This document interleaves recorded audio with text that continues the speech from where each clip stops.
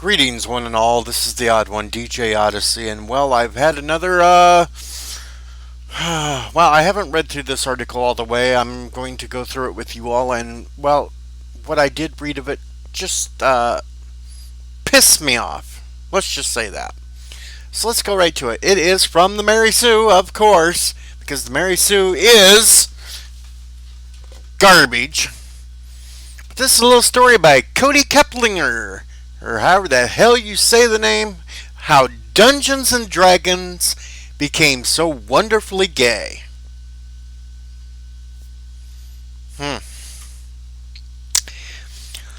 So we go into a story, and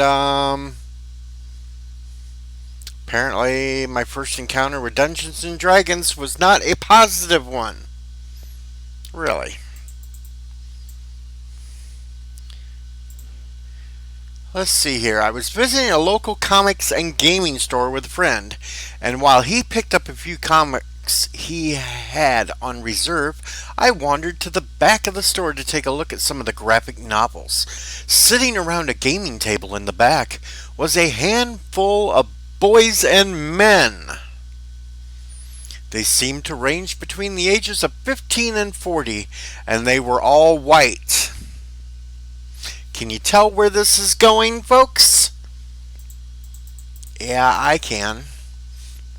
That's not what caught my attention, though. Before I'd gotten close, they were having a good time rolling dice, shouting excitingly about the monsters they were battling in their game. But the moment I came into view, everything stopped. Ooh. While I browsed the shelves in that part of the store, all their eyes were on me as their game came to a total halt. It was as if they'd never seen someone with breasts in this space before and didn't know how to proceed. After a full minute of uneasy silence, I hurried back to the front of the stores and the guy's game resumed. I was 17, and while I always wanted to play D&D, this didn't give me the best impression of the player base. I got the distinct feeling that I wouldn't be welcome at a lot of tables. Let me stop there at that point right now. I myself have played D&D for over 20 years, and we didn't give a shit who sat at our table to play the games. We only cared about if they truly wanted to play the game or if they were only there to make fun of us. Because back in my day when we started, it was just a real small fragment part of people that would actually want to play Dungeons and Dragons because A, most people didn't have the imagination to be able to play the game, because if anyone knows anything about Dungeons and Dragons, you play it with paper, pencil, dice, and your imagination. Sure, you have your monster manual to help you with the stats for monsters that are in the game. You have your player's guide that tells you how to set up your character and such. And if you are a spell user or spellcaster, it has the spells and stuff in that to where you know what you're doing. But, you know, we never excluded anyone because of race, sex, gender, whatever. Alright, let's continue with this bullshit article. Because, yes, it is the Mary Sue. For a long time, Dungeons and Dragons has had a reputation of being a straight white man's game. Stopping it again. That's because you never really looked, or you yourself didn't go out and buy the books and find your own group to make. That's the only reason why you perceived it as a straight white man's game. We'll continue. But over the past few years, with the release of the role-playing game's 5th edition, which sucks, I might say. Yes, I have the 5th edition, I have the 4th edition, I have the 3rd edition, I have the 3.5 edition, I have the original edition. I have the second edition. I have second advanced. You know, I've got them, but fifth player does suck. But let's get back with the release of the role-playing games 5th edition and rise of online gaming platforms like Roll20. The demographics of the game have seen a big shift. Okay, maybe it's because you see a big shift because some of these people are actually coming out in the open and talking about how they play the game instead of just little groups in a back room or a living room or a basement. Maybe that's why you see a shift, but it's not that big of a deal because the player base has grown and in doing so has become quite a bit more diverse. Again, that's because it's more mainstream out in the open. Back in the day, people considered Dungeons and Dragons more of an occult game to where it was only done by Satanists and the like, which was not true. Normal people did play it. We just didn't go out and advertise it all over the place because, well, you know, back in the day when we started playing, the internet was not really a big thing. Dumbass. Not only is it more welcoming place for women and people of color, but now D&D is also pretty gay. Let me stop you there again. The game is what you make of it. It is a role-play game that you fit to your players' needs and your player groups. It's not that it's become pretty gay. It's not that it's a welcoming place for women and people of color because it always was. It's because the group makeups make it that way. Oh, I can't stand these assholes that write for the Mary Sue because they are just so mentally incompetent.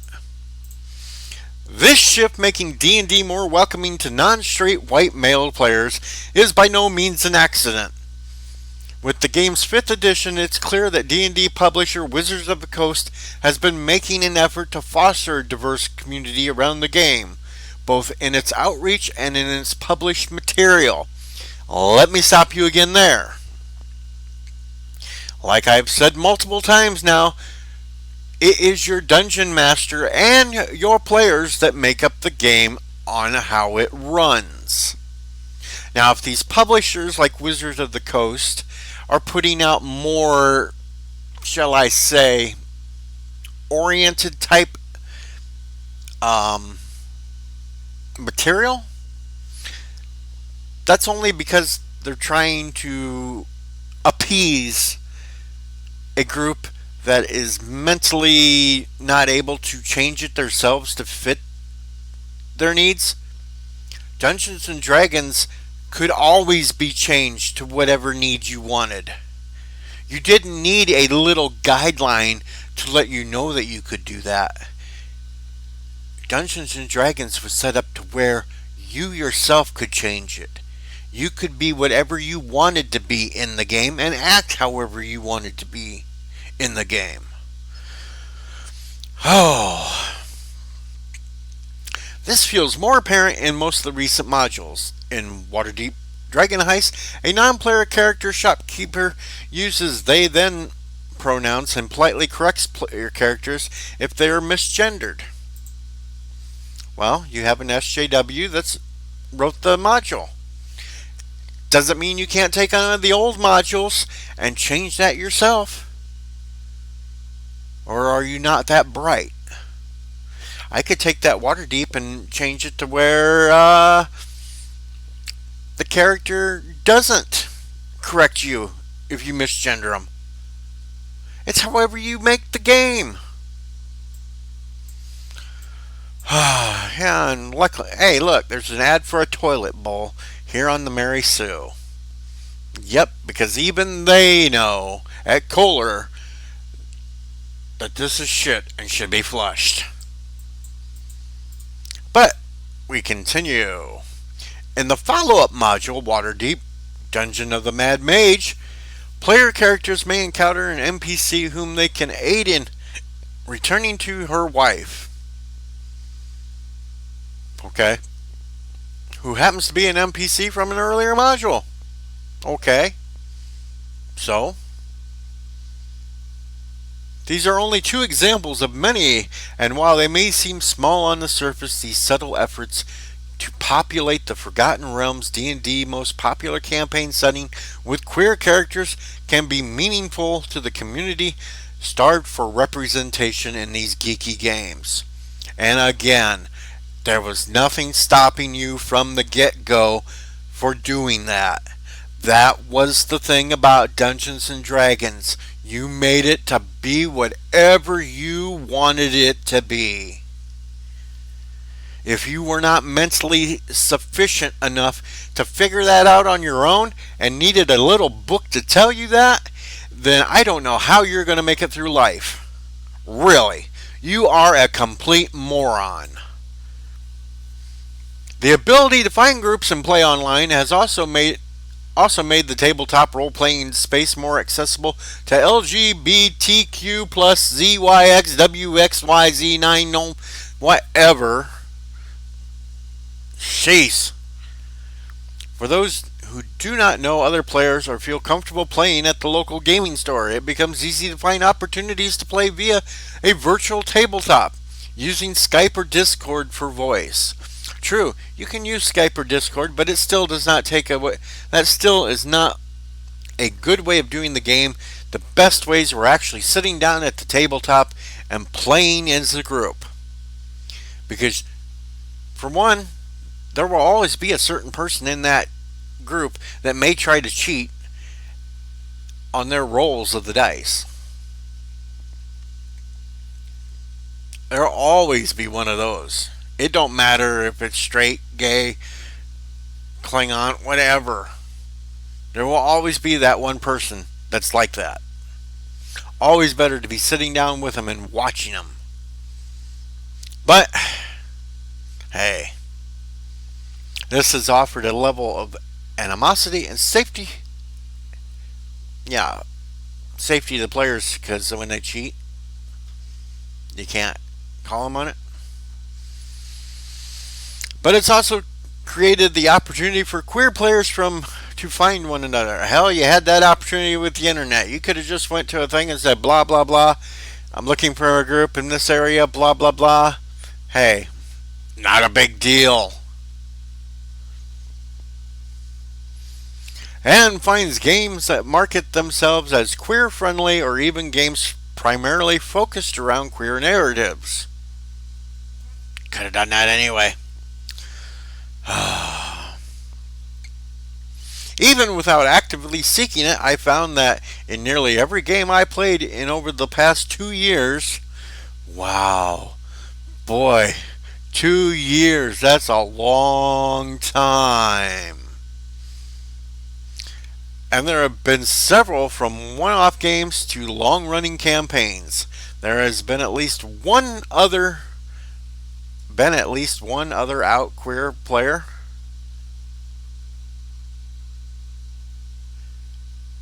Somebody needs to figure out how they're writing. That makes no sense. But it is the Mary Sue. Their writing is not super stellar. But what is it about Dungeons and Dragons or tabletop role-playing games in general that draws in queer players? I don't know, because it's just all up to the person that decides they want to play it. The growing accessibility of the game is certainly a factor, but there's much more to it than that. At their core, tabletop role-playing games are a form of collaborative storytelling. No shit. Players create and control characters and work with each other as well as their dungeon masters to create a narrative.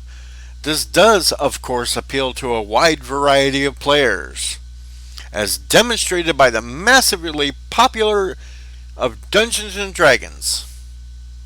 I still wouldn't call it really massively popular. I think you're kind of overblowing it there. But for the LGBTQ plus community specifically, this has been a potential to serve something deeper. It enables queer players the opportunity to explore aspects of their identity in a low risk environment that we have a level of narrative control over. Alrighty then.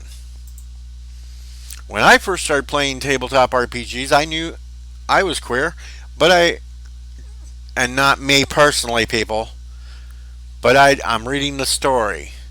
But and I'm doing that just because I know Thomas Potts will probably take that and put that somewhere on a quote or something, or Bird of Prey will. I should have let Bird read this story. But he has no knowledge of Dungeons and Dragons, I don't think, because he has no knowledge of Doctor Who. Yeah, that's another rant for another day. Anyway, but I'd ever let myself fully engage in that identity. I have a lot of insecurity about my attraction to women, particularly in assuming that my lack of experience in my own certainly meant, and the whole damn thing jumped. And let me stop right there. Little group that I'm part of, I have Nightbreeze as one's in the group. I have two others. One's a female, one's a male. Now the female, I've never come right out and asked, but from postings I've seen on certain sites of hers, makes me to believe that she'd go both ways. Now I don't know that for a fact. I wouldn't say that for a fact. It just leaves me to believe that. But hey, that's no big deal. That's not a big deal. It has nothing to do with playing Dungeons and Dragons. None at all.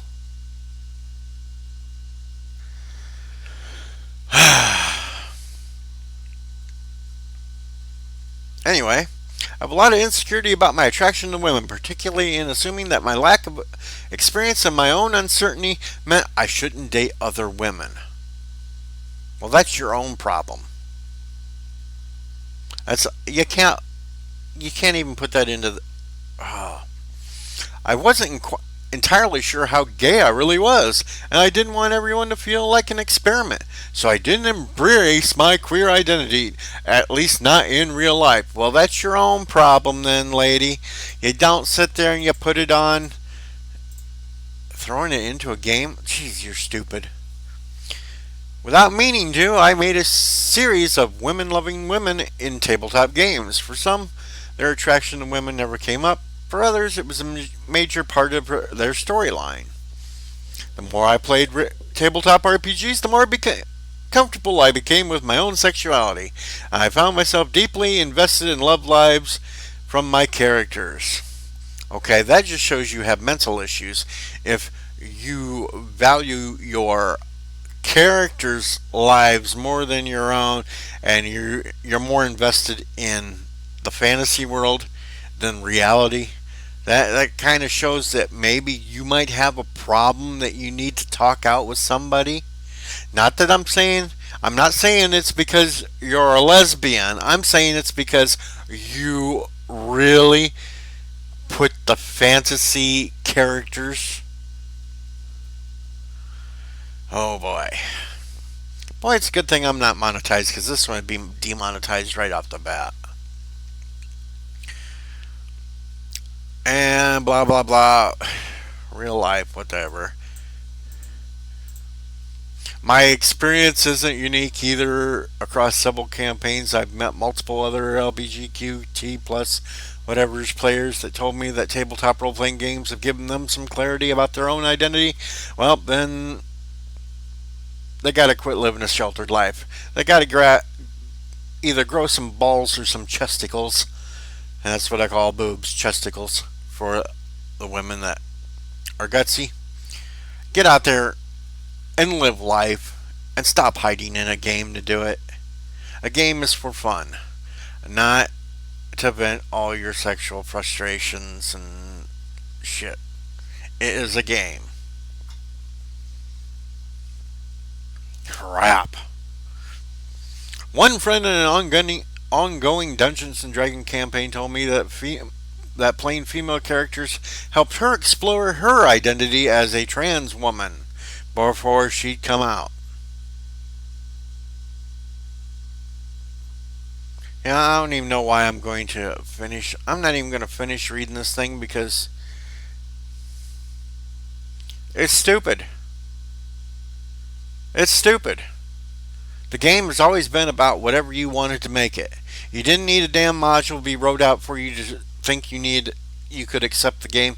You could have done it at any time. You could have found your own groups at any time to run the game however you wanted. That's the good thing about Dungeons and Dragons. It is a fantasy role playing game. You could do whatever you want at any time you wanted to. You didn't need a little module to come out and tell you it was okay for you to be there now. No, it is not so gay now. I couldn't be happier about it. No, that statement right here, this line right here is so stupid and idiotic. It is not gay now. It is not straight. It is however you wanted to make it. And the writer of this author several books for kids and teens? Really? And we wonder why these teens and kids aren't screwed up when they got somebody that's incompetent like this idiot writing stories like this. But whatever. This is the odd one. DJ Odyssey. I'm signing out. I've ranted enough on this one. This one just pissed me off too much.